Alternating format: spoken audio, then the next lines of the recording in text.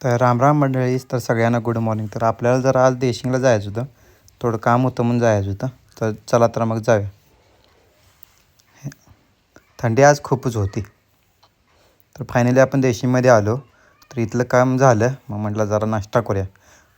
जरा वडापाव खाऊन घेतला. एक नंबर क्वालिटीचा वडापाव होता.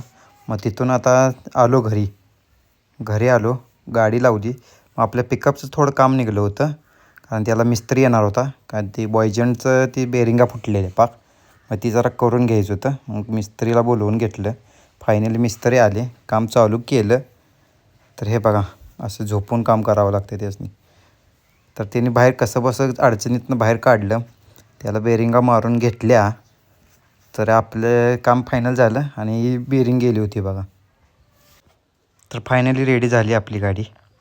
पंपावर आलो आणि डिझेल पहिला टाकून घेतले.